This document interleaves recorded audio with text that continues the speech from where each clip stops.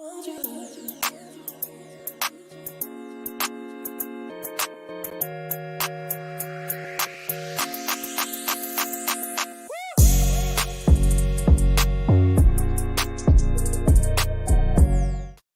going on, people? Good morning. Welcome to United View and welcome to your morning view. Friday is press conference day. It's days where the previews get done. It's back to Premier League football. It's back to talking Man United, and it's back to talking about everything else away from the Premier League as well, in terms of what's going on at our football club, in terms of Takeover.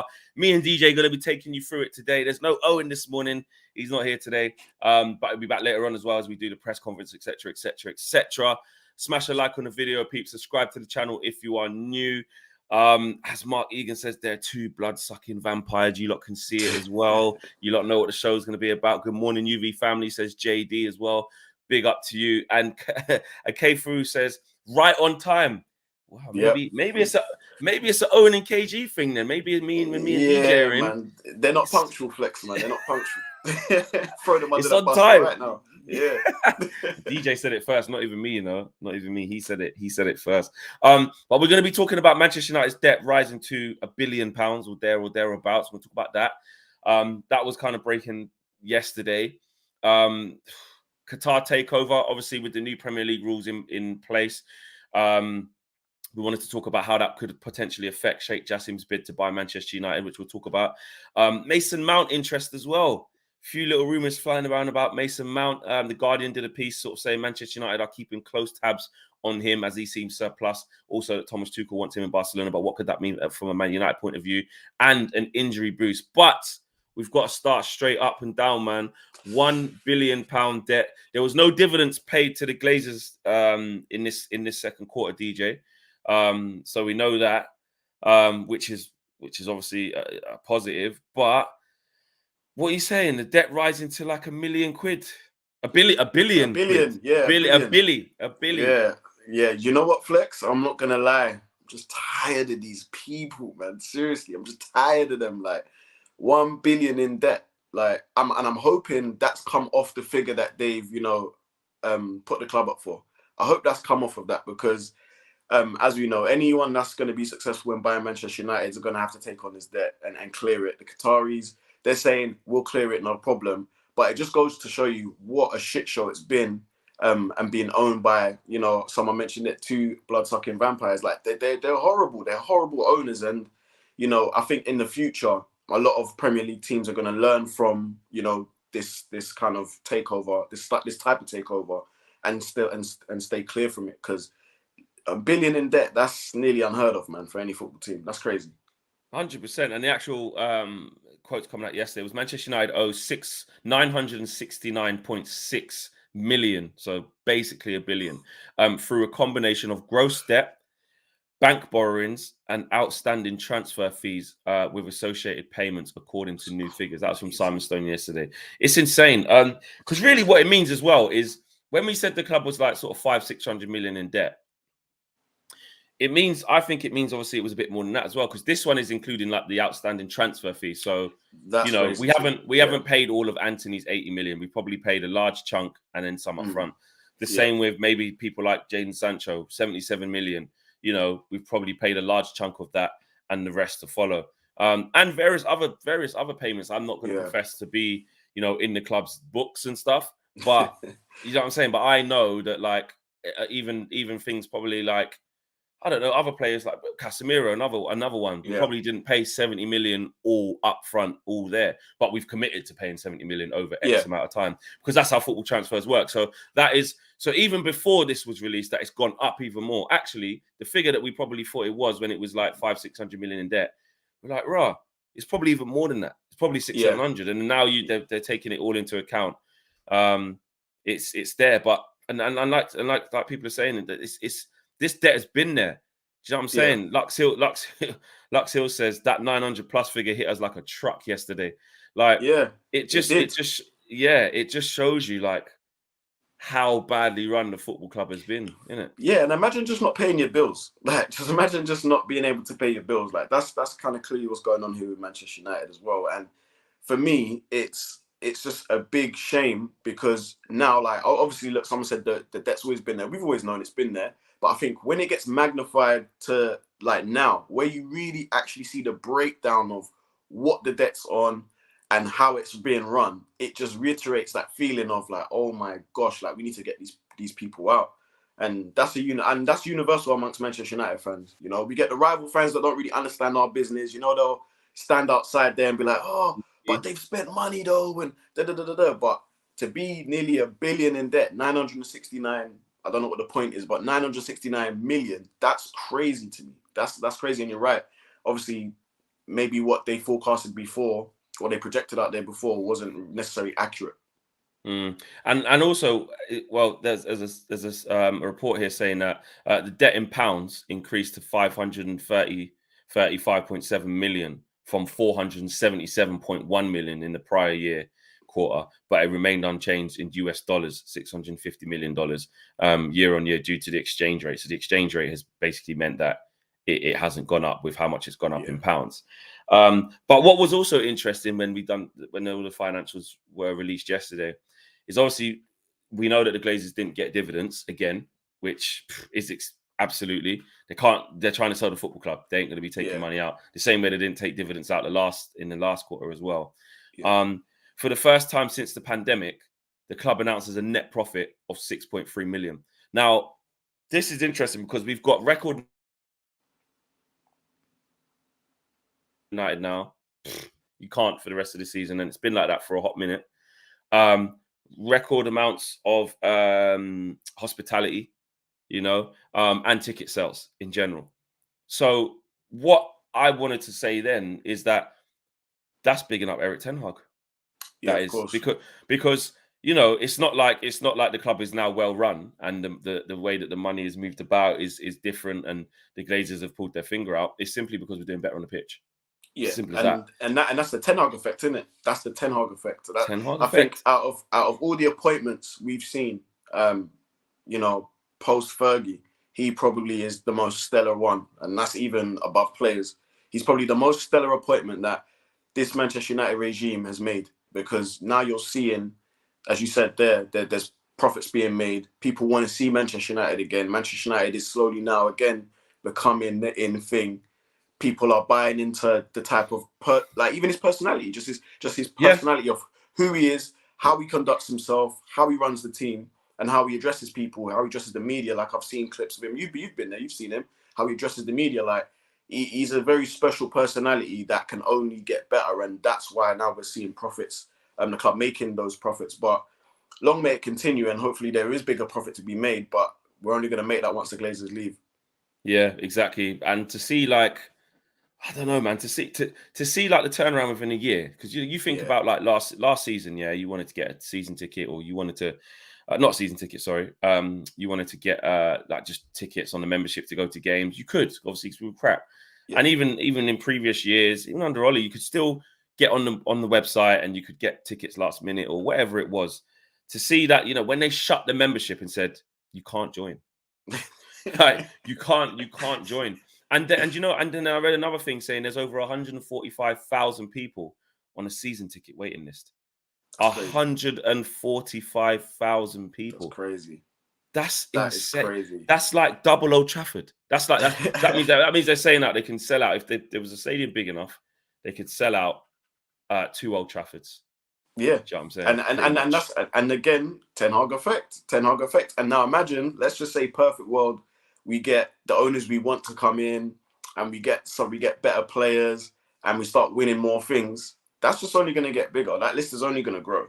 Literally, that's only going to grow. And then maybe we do need, we need a new stadium anyway. So, it looks like on the grand scheme of things are on the up slowly. But again, it's just got 1 billion in debt. Would love to clear that. We need these guys out. So, we just got to take each day as it comes, 1 billion in debt. That's crazy. That's mad. It's mad. It's madness. Bro, how can they explain that? How can they explain that to us? Like, United View will report for you guys. Like, go up to Joe Glazer and be like, "Yo, Joe, can you explain why we're 1 billion in debt? Like, what's going on, bro? 1 billion. What's going on? To run up that?" And the worst thing is that they're gonna get to, if they sell this football club, run up that tab. It's like going to a restaurant, running up the tab, buying up bare drink. and you just cut. Yeah. Like, and leave everyone else to just foot the bill. Do you know what I'm saying? Yeah. Like, I know that's layman's terms, but I'm like, what on earth? The fact that, you know, you can't even buy a football club how they bought a football club anymore, that them rules have changed. Yeah. To run up that level of debt. Now they're trying to sell it for record amounts. You know, I think there was an NFL team that's been sold for $5 billion. I saw Sheikh Jassim. I saw Carve. No, Carve is not Sheikh Jassim, I promise you. I saw Carve talking about it the other day. Someone put it in the chat, actually, because I know we've got a lot of Americans in the chat, and just people who are very involved in American sport. But what was the team? Was it Washington Crusaders or something? I can't remember the name of them. But someone put in the chat, and they have received bids for like $5 billion. So then that's music to the Glazers' ears, because now they're like, see, if this NFL team is worth $5 billion, Man United is definitely worth $6 billion. So yeah, they'll feel vindicated by that, won't they? They'll feel vindicated by that, and they'll use that. There you go, Washington Commanders. Yeah, okay, cool. Washington Commanders. And they got two $6 billion dollar bids, which is like £5 billion. Yeah. So, you know, from that, you're like, they're like, well, yeah, that's why we want in excess of 6. They haven't sold it for that. They've got offers of that. So that's just, again, showing the ballpark figures for a franchise, for a club. Is Washington Commanders even prestigious, though? Is it like a prestigious? I'll be honest, I don't follow NFL like that. I've not even heard of the Washington Commanders. I'll be honest. Never heard of them a day in my life. I know like the Rams and the Cowboys and the Kansas City Chiefs and Kansas City Chiefs and whatever. I know some of the big, you know what I mean, the Raiders, whatever. But I've never heard of them. Is it even NFL? Yeah, the NFL team is worth that much because it's one of PF32. So it is their historic NFL team. So I've never even heard of the Commanders. I've never heard of them. They used to be the Redskins. Oh, right, okay. Now it makes sense. Yeah, it makes sense. They always change. But obviously NFL, huge money. Like their players get way more than our players. Way more. Like they get big P's. Like they get 100. What was it? Mahomes, he got like the first $100 million contract. Was it 200 million? Something stupid. That's crazy. So, but basically, yeah, NFL, they're looking at it saying, rah, we want Man United to sell for record amounts, record bids, record fee. If this NFL team's going for £5 billion, $6 billion, $6 billion, then Man United's bigger than that. Is what they're thinking. Yeah, of course, yeah. So one thing I will say, one thing I do agree with is I do think it needs to be a world record bid for Manchester United, because I think it fits the profile and the brand of the club personally. However, you know, they're greedy, man. They're gonna just $500 million there. They're gonna scrimp and scrape and get as much as they can out of the Qataris or, you know, Sir Jim or whoever else. They're really gonna try and scrape an extra billy here or there. So yeah, man, they just need to go. I'm tired of these people. I'm just tired, man. I'm tired, man. I'm tired. I can't do it. I can't. But you know, and that's the again back to the power of Eric Ten Hag. Again, Man United's commercial revenues for Q2 are up by 22%. There have been record sales of tickets, hospitality, and memberships. Wow. That is single-handedly down to one man. Yeah, because even in their worst moments, and again, I'm not saying that Eric Ten Hag is, you know, Sir Alex Ferguson. Sir Alex Ferguson was just inducted into the Hall of Fame yesterday. Unbelievable. Big up Sir Alex, man. Honestly. And rightly so, the first name in there. Do you know what I'm saying? Rightly so. But in terms of the principle of what I'm saying, he used to mask a lot of what was going on at the football club. He and David Gill, really. Under the Glazers' ownership, because, you know, it was sustained winning. I just think it's quite ironic that actually it just shows the power of the football club of when things are going well on the pitch and you've got a manager who knows what he's doing. You can raise at a time like this where Man United are over, you know, just about £1 billion in debt, haven't won any major trophies in a long time. Okay, Carabao Cup this year, that's great, but major trophies, strong big trophies. I'm talking, you know, Champions League, Premier League. In a long time, even FA Cup, to see that in 1 year, in not even 1 year, and now we've got record sales of memberships, hospitalities, and like I said, over 145,000 people waiting on the season ticket. It's because people have looked at it and they want to see the team again. Yeah, they like the players again. Do you know what I mean? Yeah, and I remember we, you know, last year, we sat on a few shows and saying we actually didn't really like this group of players anymore. They just didn't really endear themselves to the Old Trafford faithful and the fans worldwide because of obviously the performances. But I think, Ten Hag's been here, 7, 8, 9 months now, something like that. And the job he's done in such a short space of time is remarkable. Like, honestly, it's remarkable. And we are I think we're closer to where we want to be in a short space of time. And I think, as I was saying before, if and when the Glazers leave and we get the proper owners in, I am telling you now, we are the hottest ticket in town again. Trust me, we're going to have everyone hating like it used to be. Flex, like it used to be. Everyone's going to be hating. Yeah, people are going to say, flipping, we're getting penalties disproportionate to everyone else. It's all going to come back, and I'm going to love every single bit of it because we deserve it. Yeah, we need to be back on the top of English football. And Ten Hag single-handedly, within this time, he's bringing eyes back to the club. He's bringing the football fans back out again. We lost 7-0 to Liverpool. My mum messaged me. She goes, listen, that loss has put me in my sick bed. I started laughing. I said, what do you mean you're sick bed? You're not sick? She's like, yeah, it made me feel sick. But now she's saying, with Ten Hag, we want to see more. And I think that's what it is. The eyes are coming back to the club, man. And it is a beautiful thing, honestly. Yeah, they are. I mean, we'll talk a little bit later in the show about how big this little period of games coming up is on the pitch and stuff like that for top 4 and the rest of our season. But generally, the feel-good factor in terms of wanting to go watch Man United is definitely there. It's there in numbers, it's there in figures, it's there for us all to see. It's not exactly where we want to be yet in the process yet, but we're getting there. Do you know what I'm saying? You lot smash a like on the video, subscribe to the channel if you are new. Qatar's still in the race. Because yesterday it was announced that Premier League clubs had voted basically to tighten up the regulations of ownership. Looking at human rights records. Basically, they added to the criteria of what it would take to be able to purchase a club. They're regulating it better because basically, I think the concern is that people like the Newcastle owners, the Saudi Arabia owners, obviously look at what happened with Manchester City. With their owners, I think they're Abu Dhabi, aren't they? I can't remember who they are. I think they're Abu Dhabi.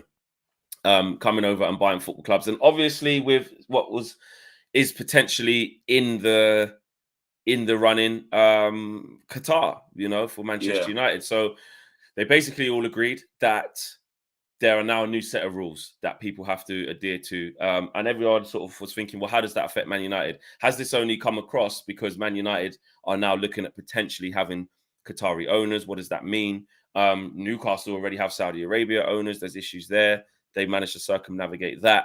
What does that mean? And Simon Stone came through in the melee of that. And he said, Sheikh Jassim's bid for Man United is being made as a private individual and will therefore not be affected by the Premier League's recent statement on owners and directors of clubs, because that was about state-owned / funded bids or takeovers. So Sheikh, as we know, as it is now, Sheikh Jassim and Qatar are still in the running to buy Manchester United. I'll just read that out again. Sheikh Jassim's bid for Man United is being made as a private individual and will therefore not be affected by the Premier League's recent statement on owners and directors of clubs. I mean, what's your first kind of, thing on that, DJ? When you hear that? No, you know what? I'm glad that they've tightened up, the criteria a little bit. I think it just serves well for, any teams in the future that might get new owners from different parts of the world. In terms of how it relates to us and relates to Qatar, I think within that news they're not really telling us anything new. I think most of us knew that, Sheikh Jassim he does have ties to, obviously the other Qatari billionaires out there. However, he can always break away and say, and register himself as a well, not a sole trader because it's slightly different over there, but just you know what I mean. But you know what I mean, like a singular entity to say like it's my interest in the club, it's coming through me. So I think most of us knew that, but I think it just I think we're going to see that more in football anyway. I think we're going to see more, massive conglomerates come together and then say, actually, you two break away or one person breaks away, registers sole interest in an entity, and I think that's the way around it.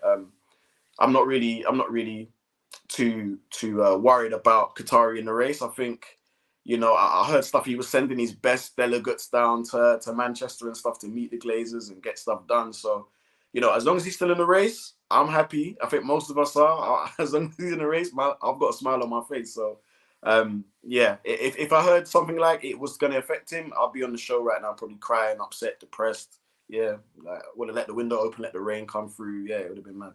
But I'm glad that he's thing. 100%, yeah. Lil Yo-Yo says, super chat here says, don't worry about the debt fleck, Altani. When you and your Habis buy the club, the debt will be gone. Listen, I'm not part of the bid. I'm not part of the bid, guys. I'm not. I know I spent time out there and I had a wicked time and I was with some great people, but I'm not part of the bid. I know you lot don't believe me. Everyone thinks that when I'm not here on there, I'm out sorting out the deal. I'm not part of the deal. Do you know what I'm saying? They think you got Sheikh Jassim on the phone. What's up? Do you know what I mean? Bro? Bro, bro, I got my thobe and that, you know what I'm saying? I got a headwear, I got everything. Yeah, I see the picture. Show me the picture. Yeah, it's proper things. It's proper things. Yeah. Comfortable as well. Very, very comfortable. But I'm not part of it. What's the fabric, bro? They gifted it to us when we were there. The tailor come around, measured man up. The fabric's crisp. Can't lie. I was thinking, Ryan, we've got space in my suitcase to bring these back or something, but I had to. And you know, like, because they're really long. Yeah, like I hang it at the top. I've got like a rail for like, so the bottom rail's like my bottoms, like jeans, joggers, whatever, cargos. Yeah. And the top one is my tops. Yeah. Because it's so long, it's got to drop. Then I've got to like wrap it around the thing. Yeah. And the phobes are in there. I could get them. Like the phobes are in there. Yeah. Listen, I want one. You know, they're very, very comfortable. I really want one still. they're very, very comfortable. Qatar was a wicked experience, man, and one I never thought I would experience in the way that I did, for sure. But I'm not part of the deal. Okay, I'm not part of the deal. Please stop. No, because the internet's crazy and start pushing propaganda that I think I'm part of. I'm not. It's not. You're lucky. Cabe might even mention you. You know, like we have confirmation that Flex from United View is involved in the bid. More news coming at 8 p.m. tonight. You know how Cabe moves, bro. You know how he moves, bro. That's what he's on. Bro. Nah, I'm not Altani, man. I'm just Fleck. You know what I'm saying? I'm just Fleck. But some of the things from that, I'll read a little bit of the things from that statement actually from the Premier League, which was basically there's a range of new disqualifying events that have been added to the test, basically. So if you want to buy it, so if I wanted to buy a club, they've now added in new disqualifying events for the criteria of me buying a football club, if it was me, yeah. So what's been added? Just a couple of the bullet points. A new disqualifying event for individuals and companies subject to government sanctions. So if you look at, you know, that the situation in Russia, etc., when people, you know, with Abramovich, etc., he was under government sanctions. Boom, boom, boom. Hence why he went. This is a new disqualifying event for human rights abuses based on global human rights sanctions, regulations 2020, extending the list of criminal offences resulting in disqualification to include offences involving violence, corruptions, fraud, tax evasion, and hate crimes. Extending it to a suspension from which will result in disqualification to include the Charity Commission, also HMRC and Gambling Commission. So if you're out there trying to evade taxes and gambling, certain irregularities, all of these kind of things, a new power for the league to stop those who wish to become directors where they are under investigation for conduct that would result in a disqualifying event if proven. So if you look at my man at Spurs, he's basically under investigation from the money thing at Juve. He's now working at Spurs. Now his things is like, now he can't work nowhere. All of that stuff. So really, under these new guidelines, that guy at Spurs is in serious trouble. Yeah. And I was he's even facing. Really, yeah, exactly. But what's crazy is this. Now, here's my honest opinion. Yeah. Yeah. First of all, it's crazy that the Premier League's been going how long now? Since 92. What's it, like 25 years, something like that.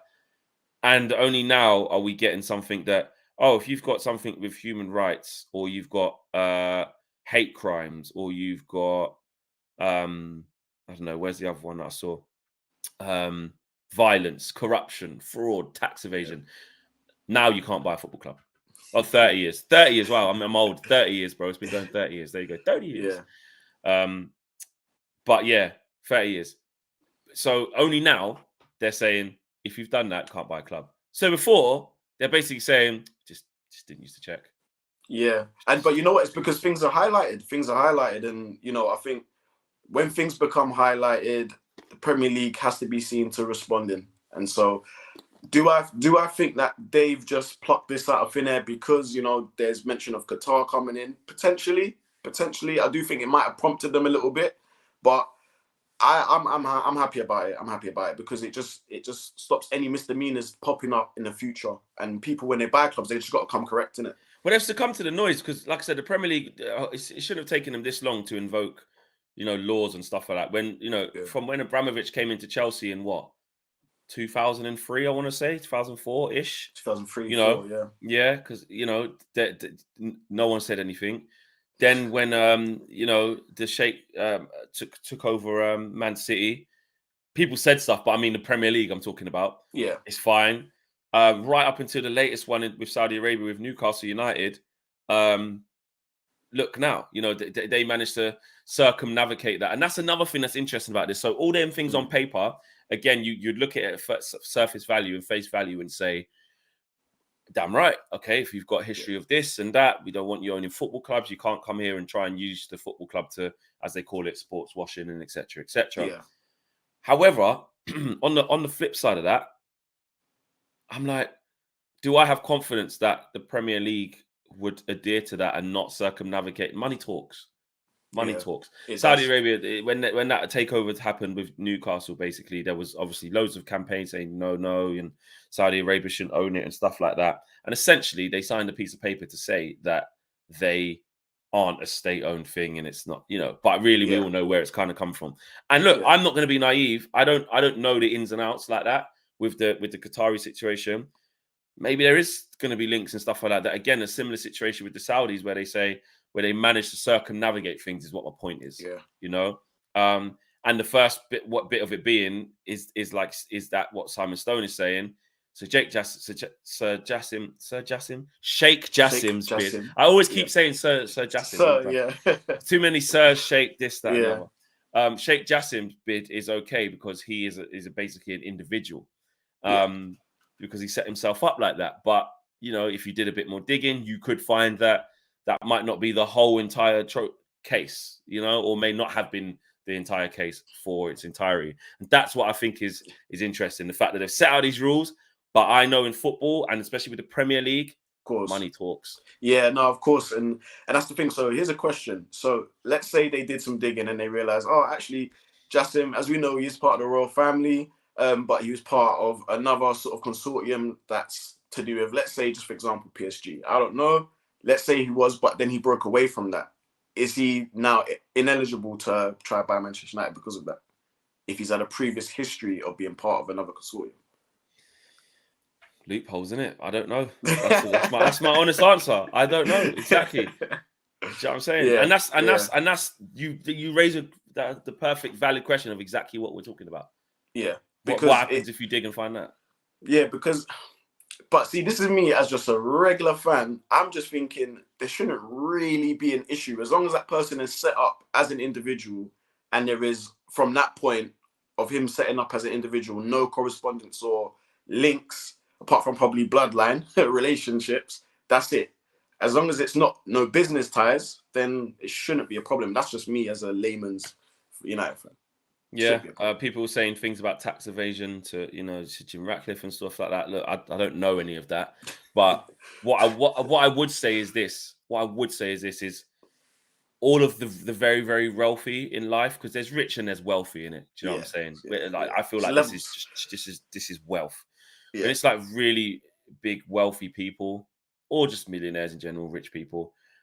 Sometimes you can trace back something of how money comes from, where it comes from in it. Like, I don't know. I don't know if there's any perfect billionaire out there.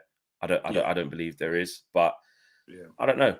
In the case of this, I just feel like the Premier League setting that precedence is good. But my pushback and my question on top of that is, how strongly will they apply it? I was just going to say that. Is there wriggle room? And when there's money involved and there's influence involved and power involved, things don't always go to what's been written on pieces of paper. And that goes to the same thing with, you know, some of the sanctions that they want to bring down on some of the teams. You know, Barcelona's of this world, Man City's of this world. Okay, it's nice for them to come out and say, yeah, this is unacceptable, this can't go on. But as you said, when the influence and the money talks, are we going to see these things disappear? Are they really going to say are they really going to do what they should be doing, you know? So I think it's just a kind of watch this space, because, you know, a lot of these footballing bodies, they can lose a lot of credibility if they, you know, say what they want to do and don't follow through. So we're going to have to see on that one. But I think it does correspond again to takeovers and stuff like that. And in terms of the finances and how clubs are taking over, that's going to be in the public eye as well now. So let's see if they stick to it.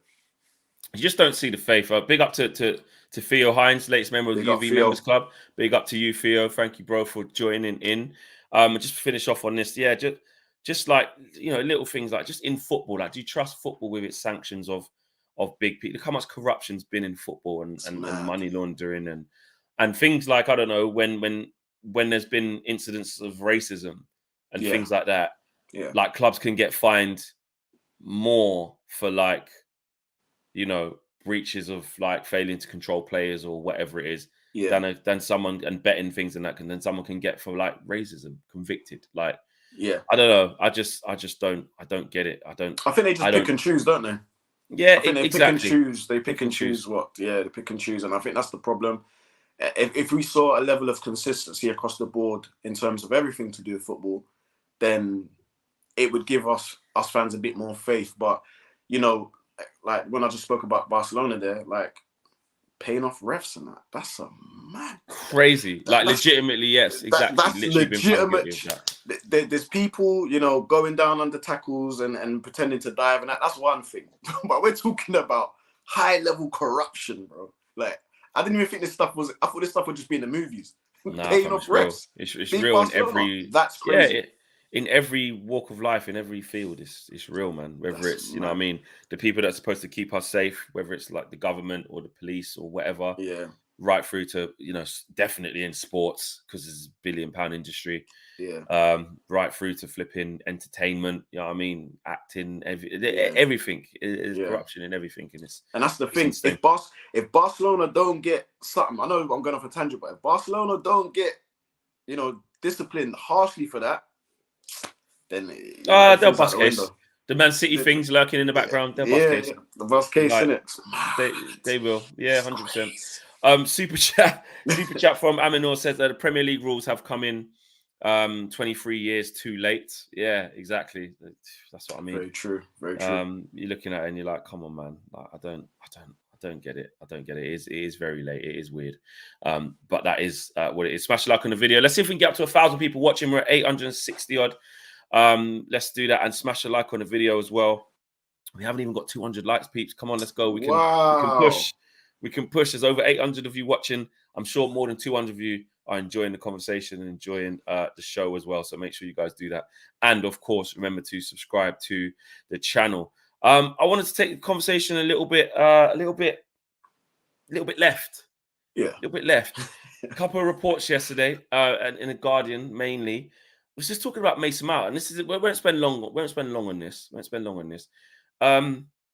But yeah, Mason Mount of interest, question mark, saying that basically Mason Mount's available.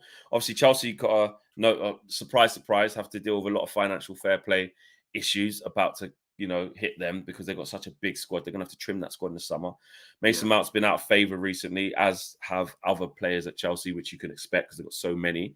But what, you know, Mason Mount was the star boy of Chelsea at one point, you know. Came through the Cobham Academy, you know what I'm saying, doing bits. Under Lampard, he was this guy. You know, he's done little bits under Tuchel as well. He's been decent. And after that, he's kind of lost his way. Just you lot in the comments as well. I know Liverpool are kind of up there, front runners to kind of get him. There's talks of him going back to work with Thomas Tuchel at Bayern as well. What are you lot saying about Mount? Boy. What are you saying about him? I think he's a good player. Like, I'm not gonna lie. Like, if the price was right, I'll take him. I'll take him. Of course, I'll take him. We need cover for Bruno. He can play in most of the forward positions. Why not? Premier League player, decent age, good player. Why not? Why wouldn't you take that? Might as well. Might as well. But it depends what the price is, innit? If the price is mad, then DJ, I'm looking at the comments. I know a lot of people don't like Mount. Whoa, not one person. I'm going to read out some. This is what I'm going to read out what our community thinks of Mason Mount, and this is the community speaking, right? Senor says, "Dead fam, allow him. Pyramid, Mount is straight up garbage. Andre, not sure. David T, no Mount. Cristiano says, no more Chelsea rejects. Michael says, no. If Mount was the guy at Chelsea, why would they sell him? Tabaslow says, no to Mount.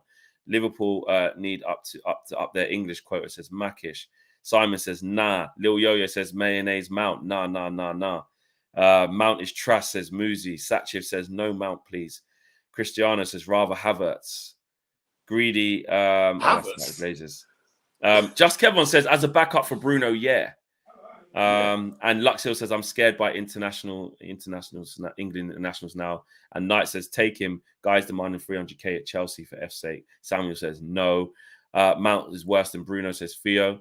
And Red Wang says, Mason Mount, little Tory boy, but I don't want him to United. Boy, do a poll, please, Fleck. People are asking for a poll, but I'm not going to lie.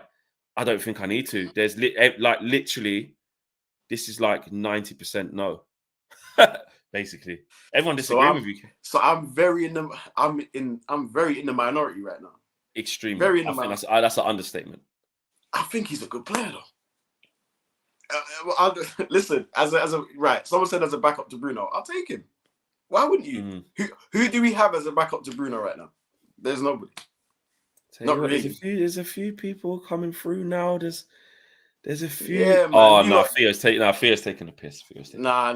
Theo's on the show. Theo. That's a sin bin argument. Nah. That's a sin bin, listen, I know you just become a member, Theo, so I'm going to take it easy. You'd rather bring back Jesse? Come on. We don't do that here. Yeah. Do you know what? I'll be honest. I do think he's okay. I think he's all right. I do think he's an all right player. He's not trash. Definitely not trash. Making out.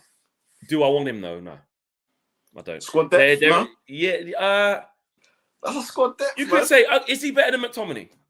Yeah.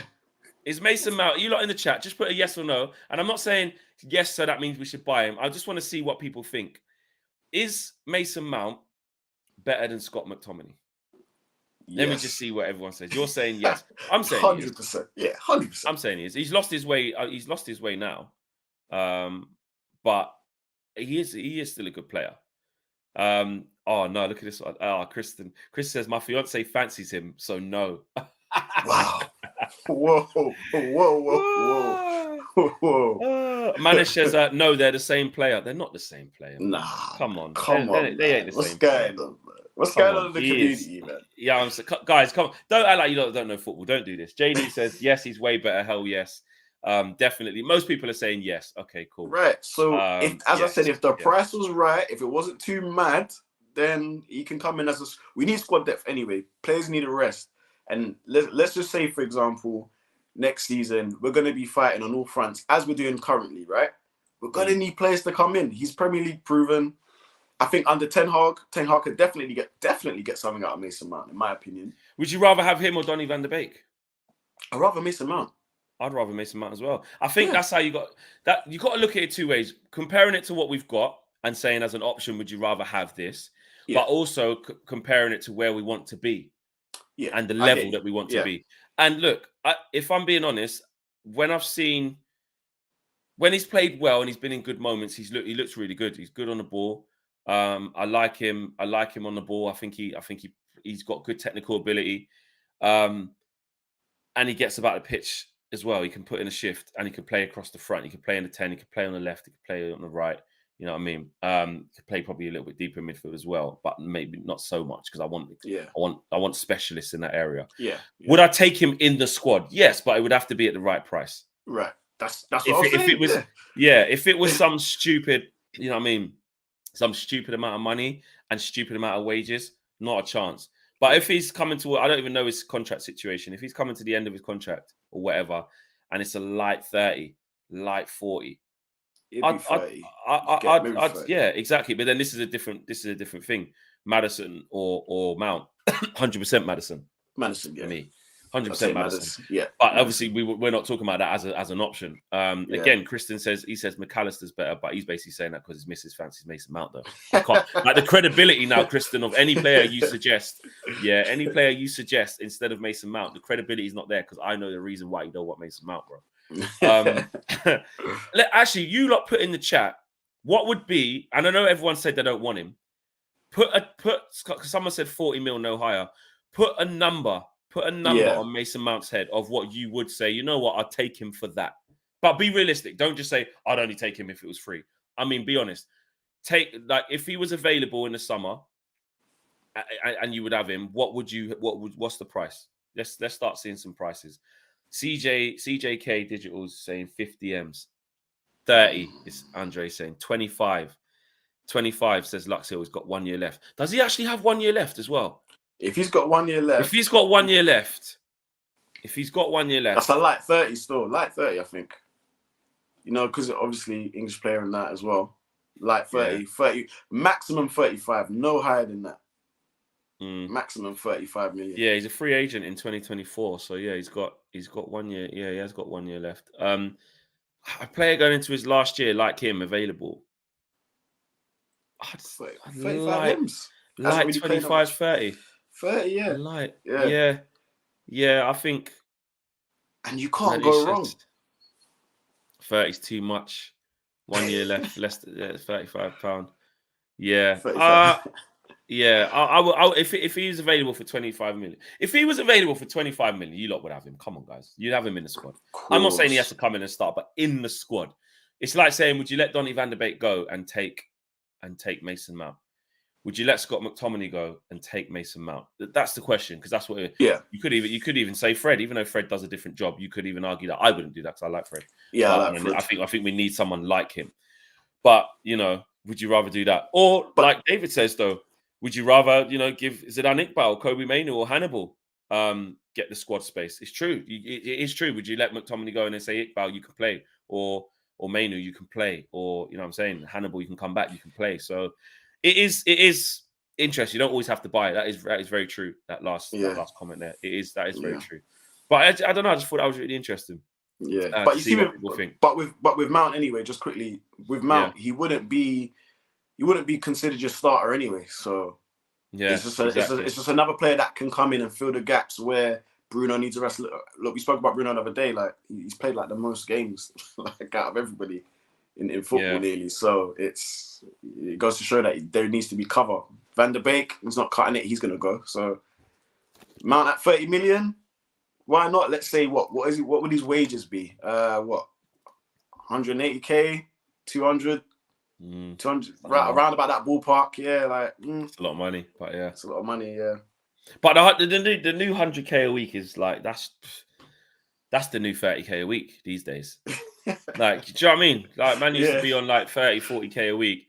Obviously, you're millionaires off that, but it's like that's light change now. Yeah, light change now. The industry standard, just like the same with the transfer fees. Remember, someone used to get bought for 20 million. That used to be like.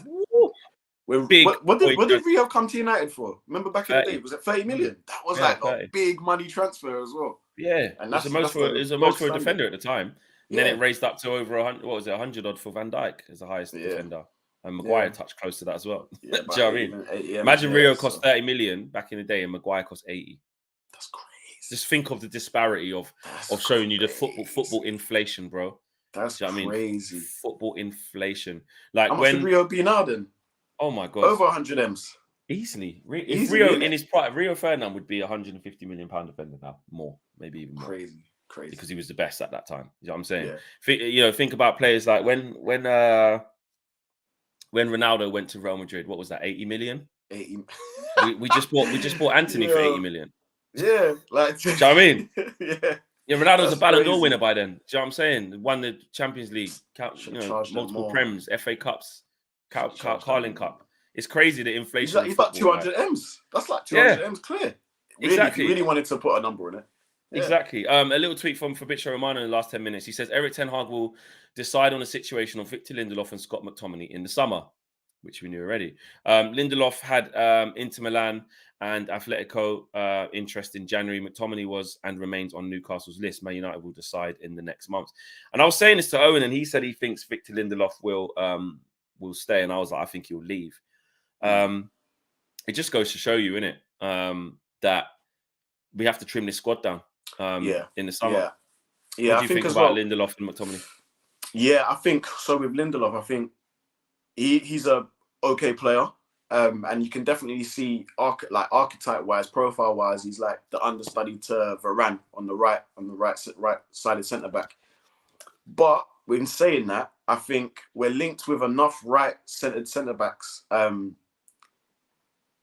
that he can go for some money, and you will get something back for Lindelof, and you can bring in better. So, there's the Timbers of this world, there's the Kim Min-jaes of this world. Like, there's still players out there that are better than Lindelof that can come in, and Lindelof can get you some money. So, you know what?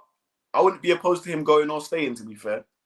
It's all about what's best for the team. Like we spoke about Mount. It's about what is going to improve this starting 11, what's going to improve the squad now, because we need it now. So before we carry on with that, Keegan says this Mount conversation is as pointless as Marcel and Cam's opinion on De Gea. Chelsea are looking for 70 million, as per Romano. Hashtag Glazers out. Then no, definitely not. Is that what they're looking for? Jesus Christ! In his last year, taking an absolute piss. I didn't know that. I think Lindelof will go, because I think Lindelof, he's going to be in exactly the same position he's in this year as next year. I think fourth choice, because Varane and Martinez are going to be number 2. Maguire, I think, is going to leave, so we have to replace him. So if Lindelof stays, he's going to be behind that who we bring in for Maguire, because the one we bring in for Maguire may be, again, even more in Ten Hag's image of what he wants his centre-back to do. Obviously, we've got Varane, and we have to manage him. He's 30 now, so we've probably got another couple of years of Varane, really. Pains me to say it, goes to yeah.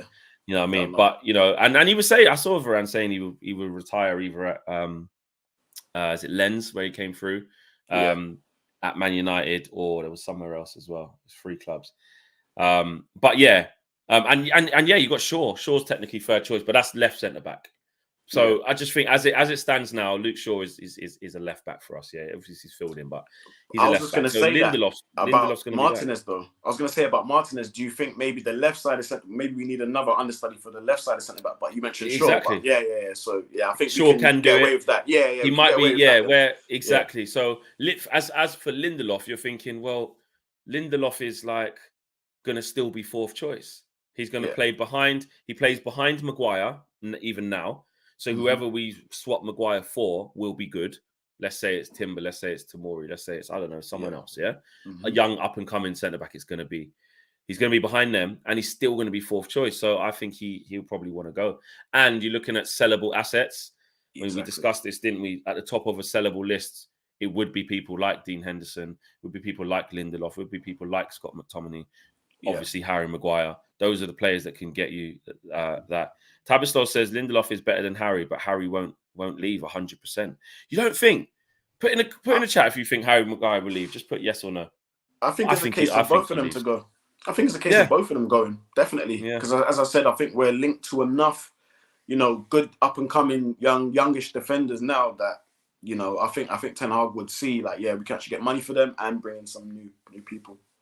Yeah, Owen is in the chat. Owen says nearly basically 900 and just watching and just over 200 likes. I'm getting the word disgrace. Jeez. Come on, guys. Don't be if Hayley was here, she'd be banging the drums, telling you lot to like it up. So please just like up the video, man. Come on. 100%. Run it up. People saying that no, Harry Maguire won't leave. Some people don't think he will. A lot of people think he do. It's quite mixed, actually. Someone said, nah, he's living the dream. He ain't going anywhere. I think Harry Maguire thinks we know he thinks he's better than he is. So him being on the bench for a whole nother season out of favour, he's going to go, nah, I need to be playing. And it's going to be it's going to be a Euros year as well, isn't it? I know technically he doesn't need to play to get into the team into the England team, because Gareth Southgate don't care. To be fair, he'll pick him even if he doesn't make one start, which is what's been happening. But still, he'll want to play. He won't just want to take a whole another year out of his, because this has been a year out of playing, really. Do you think, just with that, right? Do you think that Southgate's probably thinking, well, Harry ain't been playing, but it's Varane, so can't really argue with that. So I'm still gonna pick him anyway. Do you think it's one of those ones, or is it just likes him? Who? Ten Hag likes? No, sorry, Southgate, because you said that Maguire doesn't even need to play. Do you think it's a thing where he's looking at, well, it's Varane that's in his spot, like, right, really so he do too much about that. Yeah, he can't really do too much about that. Yeah, he's just doing a Gareth Southgate thing. He's probably just doing the thing of like, Maguire's my boy. He performs for me. I'm gonna gas him up.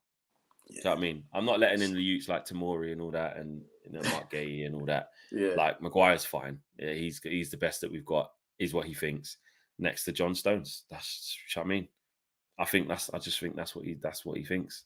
Seriously. 260 likes is just mad. It's just crazy. 100%. It is just crazy. Disgrace. It is a disgrace and a cheat. And lastly, a little bit of an injury boost, man. The players are back. Players are back from international duty. Yes. Have they come back unscathed? I mean, Sabitzer was one of the biggest worries because he picked up a knock in their first game and was consequently on the bench for their second game and didn't come off the bench. But at least he was on the bench. That's a good sign. Christian Eriksen obviously has been stepping up his rehab. I think obviously that will be not ready for Sunday, no chance. But he's back in there. Martial's had even more time to work, and I think the press conference today, I'm actually quite looking forward to it because our boy Peachy, hi Eric. Any update on the availability of Anthony Martial, Sabitzer, and Christian Eriksen? He will ask that 100%. So we need to know what's going on because this is the business end. And in midfield, McTominay went away. What did he do? Score 4 goals in 2 games. I mean, 2 against Spain. He's gonna play, innit? He's gonna play. What are you saying, man? What are you not saying? Give Scott the start at Newcastle, physical game, intensity. What are you not saying? Do you know what? I'm gonna say yeah. I think he's earned it. And as you know, Ten Hag goes by merits anyway. So what Scott's done on the international break is really good, solid work. So yeah, he deserves it. Like he deserves, but yeah, he deserves it. He deserved it in our squad. He done it for Scotland.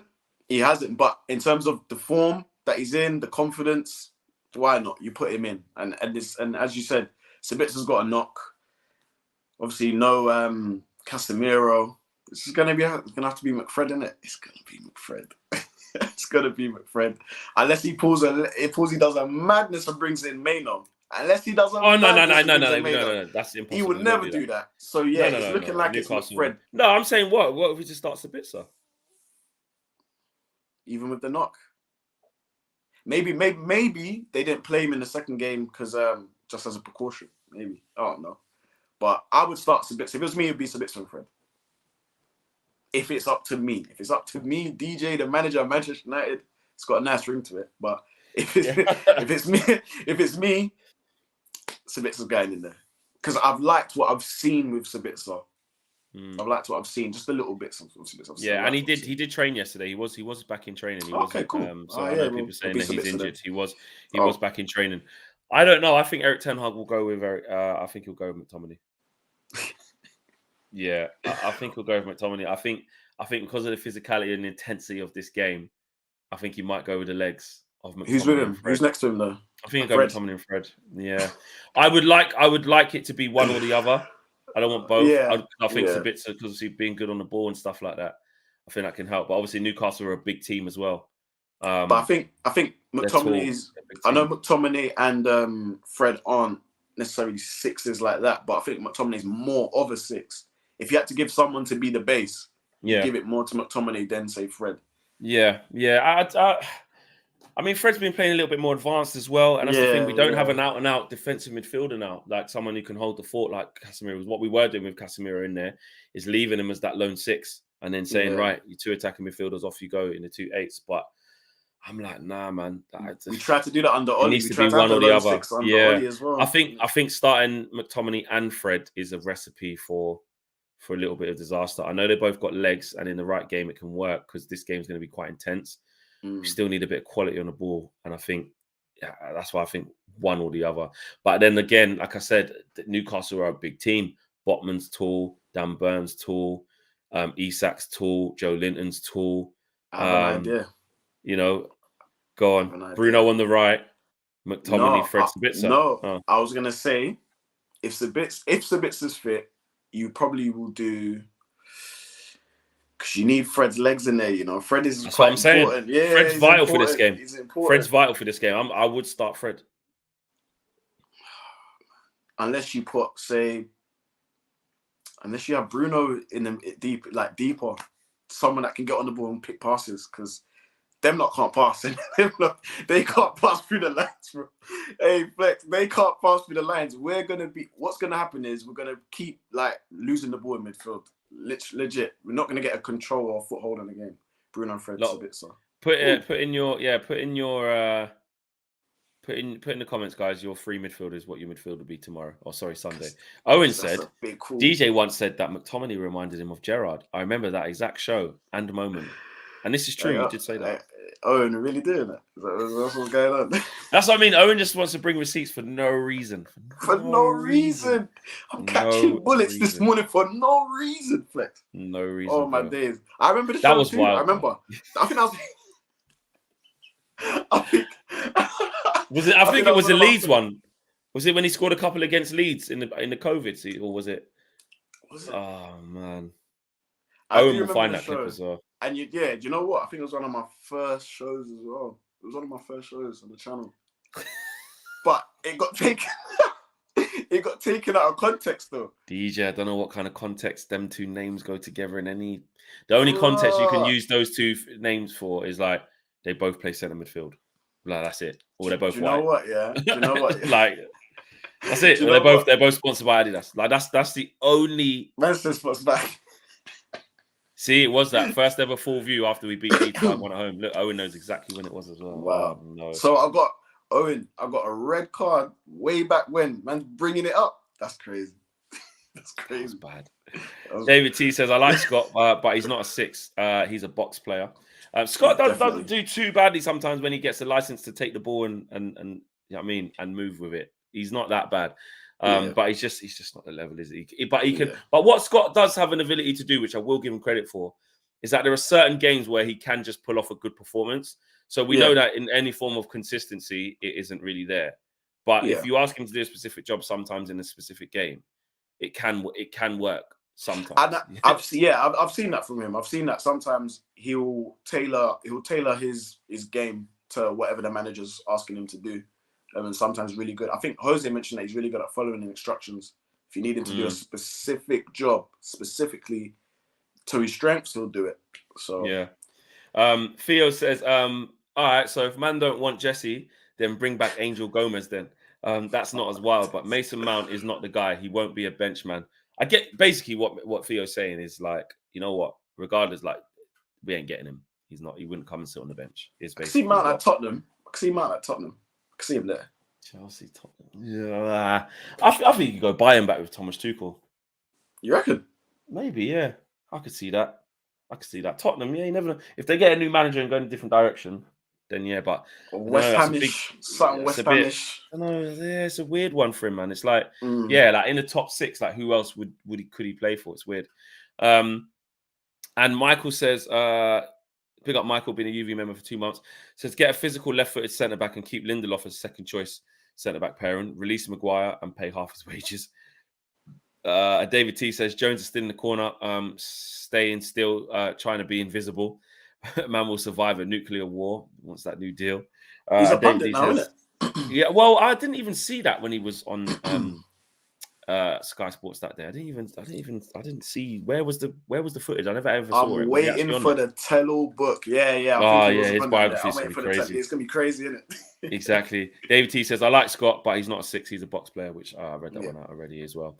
Guys, we've come to the end of the show. Big up yourselves, Wicked DJ coming through. They did, bring up old dirt on you near the end, which is just how it goes sometimes. They mean it, Owen. Exactly, it's how it goes, but anyone can get it. Later on, we'll be live for the press conference. So yeah, looking forward to that. I want to see what the latest with this squad is before a nervy game, man. What are you thinking about the game, though? What are you thinking? Worried? Draw. I'm not worried. Aren't you? Nah, man. I think we've got enough to. it's gonna be a tight game, but I think we've got enough, man. We've got enough to. I'm as really long as worried about this on my man, what's his name? Saint Maximin. Yeah, as long as we've got Wan-Bissaka, I'm good. Like, he ain't doing nothing. I don't know, man. I'm nervous because if we lose that, bro, I'm telling you, man, this thing here is really capitulation again. Into that. Not capitulation. I'm not gonna. No, I won't. I'm always gonna back us to get top 4. But this really is, again, this is when everyone was saying, title race, look for, and I was saying, no, I'm just looking behind. I want to get that gap. This is what I meant. This is exactly what I meant, because we are in the top 4 battle, man. Can I even call it scrap for top 4? Be on the wrong side of this result. It's a scrap for top 4, 100%. I'm not saying we'll lose that scrap, but yeah. I'll make a quick prediction. I know you kind of mentioned it really quickly. Since his injury boost, Martial on the bench. I want to see it. I need to. He's got to be back in the squad. 6-7 weeks he's been back, no? He's been back a long time. Been back since Barcelona. Yeah, training anyway. Training. He has to, on the bench at least. Bare minimum, he's on the bench. Barcelona home. All right, cool. Let us know. Cool. We'll see you all guys later. Smash a like on the video. Subscribe to the channel if you lot are new. Take care. Peace.